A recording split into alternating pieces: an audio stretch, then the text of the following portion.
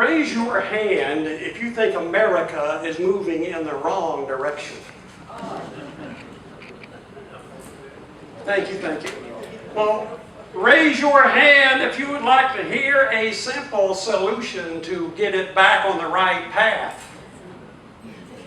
Well, hang on here just a few minutes. I'm going to give you that simple solution. It's going to be easy. Ronald Reagan liked to call America a shining city on the hill. It's still a shining city on the hill.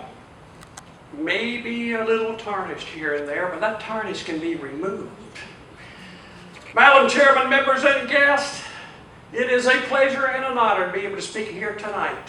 I admire what you are doing. I applaud the goals of this organization, and I encourage you to please, please keep it up. It is so important what you're doing here tonight. Now tonight I'm going to tell you the story behind an exciting writing project I recently completed that looked at events that occurred 20, 40 plus years ago, many of which are relevant to things going on in our country today and offer us insight into how we can approach these current events. But first, I'd like to ask a question. Who in here is either a Vietnam veteran or lost someone in that war? If you would just... Thank you very much. I take this opportunity to publicly salute you.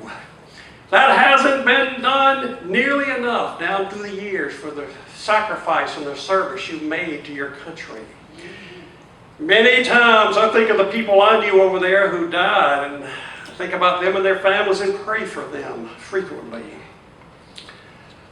Okay, the story I'm going to tell you began about 2 years ago when I joined an advanced Toastmasters club over in Sarasota, Florida. Came time for me to give my first speech to that group of outstanding speakers. And for the first time ever, I decided to speak about one of my Vietnam experiences. In all my years in the Toastmasters, going back to the mid-80s, I had never spoken about any of those Vietnam experiences, not because I had a problem with it, but every time I would bring it up as a speech subject, the response would be something like this.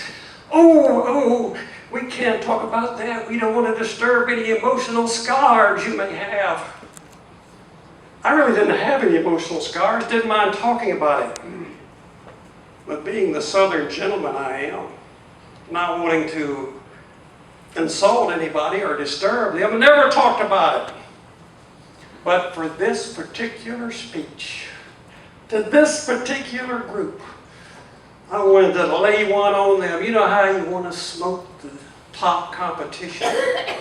So I decided, I'm going to go ahead and talk about one of those Vietnam times. I don't care what they think. So I picked out a particularly hair-raising event.